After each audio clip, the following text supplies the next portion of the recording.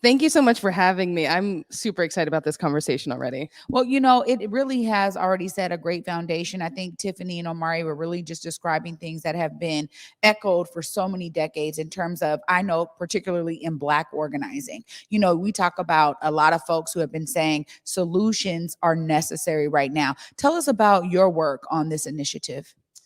Yeah, Tiffany gave some background on what we've been working on. My side of things has been closer to trying to find short-term solutions to the sweeps pandemic, or I don't know how to reference it.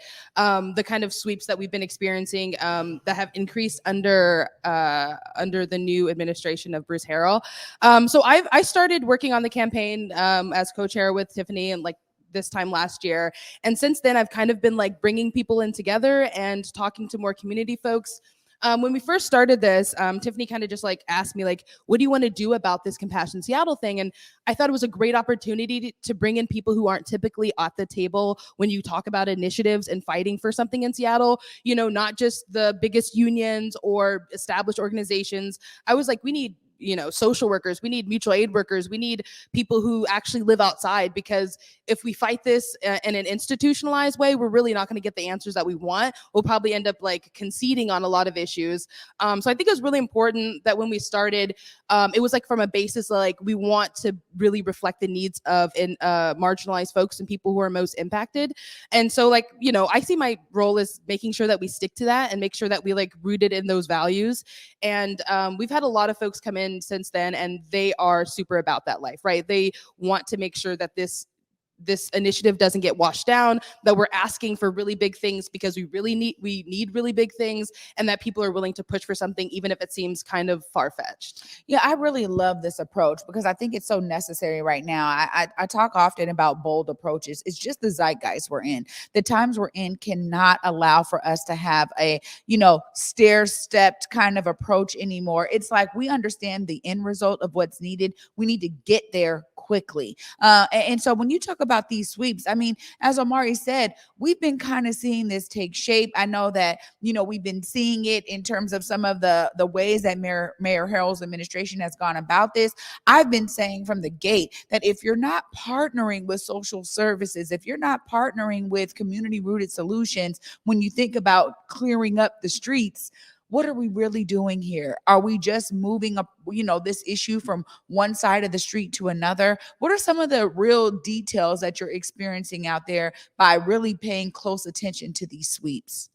I was at a sweep yesterday, right? A few weeks back or a couple weeks ago, we had partnered with SIDMA, which is the CID mutual aid group, and they had reached out to Stop the Sweeps, a group I'm also a part of, about needing support for a big sweep that was going to happen on Jackson between 8th and 10th, and then another one on King between 8th and 10th. And so these are kind of like the heart of the CID, and these folks in SIDMA have been serving folks out there for a really long time, and I think their sweep efforts often get unnoticed and not talked about. And so we were able to stop the King Street sweep, or at least delay it, because we made a big stink about them not having language services. They did not have proper notice in Vietnamese and Chinese, which is what a lot of folks out there speak. And so yesterday was kind of the continuation of that sweep, and we saw it play out. And what I saw was the same exact people. That's what you'll notice about sweeps, and they ironically feel like community building events, because I do see the same folks, and it's the same service workers, it's the same police, it's the same parks department, it's the same people getting swept. So it almost feels like the worst party in the world. But what I've noticed is that you are sweeping people from one spot to the next. If I see someone at sweeps 3 or 4 times, can Bruce Harrell say he's solving anything by actually making them happen? Can anybody say they're solving anything? That you've moved someone from 3rd to 4th to Pioneer Square to all over, and that they haven't gotten housing in all of those times. They've just moved from place to place. I think like that has been like really devastating to people who have been able to create communities. I personally have had some hard times like dealing with the community that I do mutual aid out being swept last Friday. And those folks have been there for 3 years. So these weren't people who had tenuous connections or you can accuse of not having any kind of community bonds. They had created a camp that made sense for them with rules that applied, and they kicked people out when they weren't respectful of those. And that just got destroyed. And none of those people are housed. None of those people are living in an apartment. I think maybe one person got a tiny home, but I haven't been able to check, so that might not actually be true. I think that to say that Durkin's sweeps were devastating and to see how Bruce Harrell has transformed them into something much, much worse. I don't think that what we're building up is a lot of violence and mixing communities that are being swept back and forth, and we're just preparing for a lot of like harm to be done on the streets because people are just being shuffled, but they're not actually going inside. You really mentioned such a valid point here. One of the elders in our community, Dr. Mims, has been talking to many community members about the idea that our unhoused now, it's a culture. What we're forgetting is to do something that's culturally responsive for them, because you do have people, exactly what you said there, Tye, that create community in these camps, that are creating rules, a sense of structure, a sense of value system that they're going to follow. These are things that are not at all talked about in the major scale. And ultimately, it's unfortunate because we have to also atone to the fact that these are people that are also smart out there. They have their way of how they are going to live and how they're surviving. And then they have their own ideas of, okay, how do we collectively come together to thrive? So I just love that your experience has been able to bring that to light, because it's something, it's not just in theory. This is real. This is in practice. And I think when we talk about approaches, we really have to think about the need for multidisciplinary approaches. We're talking about mutual aid. We're talking about social services. I know that the King County Regional Homelessness Authority, right? They're like, some of these sweeps, they're not even being informed of. So how is there really a multifaceted approach to these sweeps that allows for those who are getting paid good dollars to do that work, to be at the forefront of it as well? I also want to bring in the Lived Experience Coalition. We know that that is the center of many unhoused voices that are coming together to say, this is what our lived experience is. If you're not centering us, what are you really doing? Tye, I think that the social housing concept is one of those metrics. Tell us about why you actually understand this as a reasonable and much needed solution to what you're seeing and experiencing out there. Yeah, I think that Tiffany did a good job of covering all like the financial reasons. And I'm going to be honest, I don't know a lot of legal stuff, but I think for me, what stands out about being in super important is like what we're discussing now is like having some autonomy over your living space, right? Like the irony of living outside is that you have more rights than a tenant who lives in a building, right? Yeah. Like you can be evicted at any time, but you know, if a sweep doesn't happen, you get to decide who's allowed to be there, what kind of structures, how loud people can be, and things like that. And you know, as someone who pays whose rent is $18.75 in Seattle for a 1 bedroom, I wonder how long I'll be able to live here, and I wonder what housing I will actually be able to get as I'm pushed into as I have fewer and fewer options for who I just have to accept to be my landlord. And one of the things about social housing that's super important to me is that community-based decision. You get to decide who your maintenance people are, what the outside of your building looks like. If you have daycare in your building, if you have a workout room, like renters should be able to make those decisions. And I don't know of any situation other than those few rare housing co-ops where you can do that, where you can say, this is how I want to live and build an actual community. And so I think for me, that's what's super important about social housing.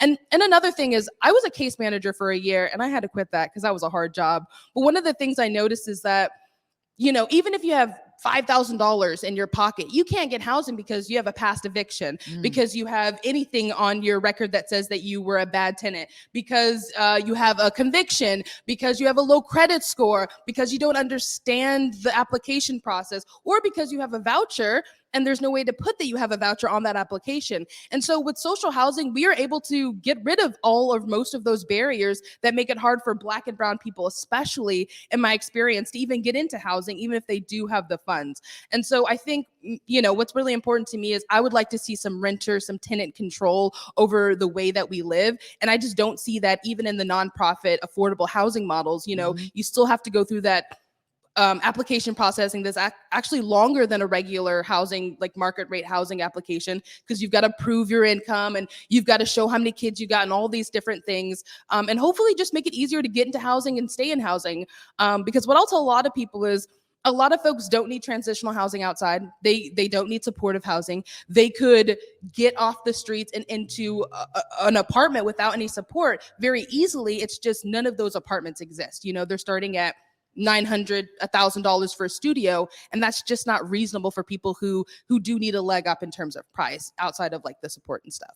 You really make valid points here, Tye. And I'll say, as somebody who's worked in community housing, I think we actually have an opportunity to understand the barriers that are still put in place for renters and the idea of this kind of intrusive application process. It's like barriers sold to us so that we understand why you qualify for one of these amazing units. And we really have to be even better in terms of the approach and the intentionality. How are we leading with compassion? This is why the Compassion Seattle was such a misnomer, because a lot of folks looked at that and said, where's the real compassion here, right? And so I'm glad that that was kind of a nucleus for you guys to be like, oh no, we need to jump in front of this, we need to do something. But it's really interesting because we understand that, there's a wide variety of housing needs out here. When we talk about housing diversity, I think that social housing really answers a concept of what you're describing right now. And as Tiffany said, these models exist globally and across the country in terms of,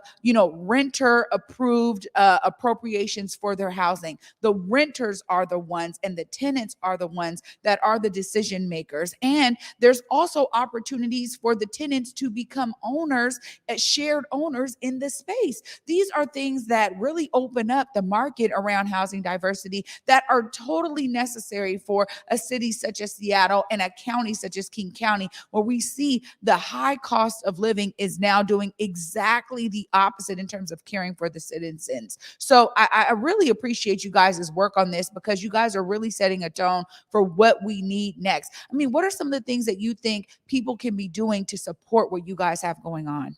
Well, I would say first off, please sign up to gather signatures, right? Like, we don't have a bunch of money like Compassion Seattle did. I think that they gathered like twice as many signatures that they needed. I mean, a lot of them were invalid, so that didn't matter, but we need volunteer power. We need community power, because I think aside from the actual gains of social housing, we need to be building a movement. The people who work on this campaign today hopefully build the PDA, and they work for the PDA, and they're on the board, and they get to, break ground on the first building that we actually start, or we buy another building and they get to manage it, or they get to live in it. So the more people who are involved while we're trying to get this started, I think the stronger the infrastructure will be when it's actually up and we've made that win. So it doesn't just fall to government to make sure it happens and that just goes away. So definitely sign up to gather signatures at any of our tabling events at houseourneighbors.org. You can also follow us on Twitter at house our neighbors. And I would just say, follow us, follow what we're doing. We're going to have a panel tomorrow actually that you can sign up for. That I will be moderating, and it's going to be talking about funding. So a lot of it's going to be, what is social housing? How is it funding? How is it funded? How can people benefit from this in this country? And so they're going to go really in depth. So if you have any of those questions, or you're interested in finding out more so that you can tell people why they should be interested, I think Seattle relies too heavily on these long explanations. People want to know all those in the weed details. How are you going to pay for it down to the cent? And if you're interested in that, I think follow us, attend our panels, share our content, gather signatures with us, and definitely make sure that we get what we need to make it to the ballot in November. This is a great initiative. And before I let you go, one thing you said there that I think really resonates with me is the PDA being owned and operated really by the people who are a part of this effort, which I think sometimes some folks think about the history of PDAs and they go, oh man, no, that's another quasi-governmental agency that is over this. That's another mayoral appointed court that then gets to decide how this public development authority is going to be utilized. And we've seen that over the course of time, how it doesn't really impact the people that it's supposed to impact. So I think you guys' approach in terms of making sure that the people that are on this journey right now are also going to be the ones that can have those opportunities to really govern the PDA is a breath of fresh air to me, because just because it seems like a good thing, you always have to follow it through and make sure the right people at the heart of it. Tye, I so appreciate you being here with us today. Thank you so much for being here and sharing this important initiative. We'll be following you guys along the way. Can't wait to have y'all back. Yeah, thank you so much for having me. I've immensely enjoyed this. And also check us out tomorrow at that panel that I'll be moderating. Absolutely. Wow. Great effort indeed, you guys. And, we went a little over time because this was a necessary discussion. So glad you guys were, hopefully you guys got informed and learned more. I certainly did. I'm going to follow this up and close out with, after this short break. Stay tuned. You're watching the Morning Update Show.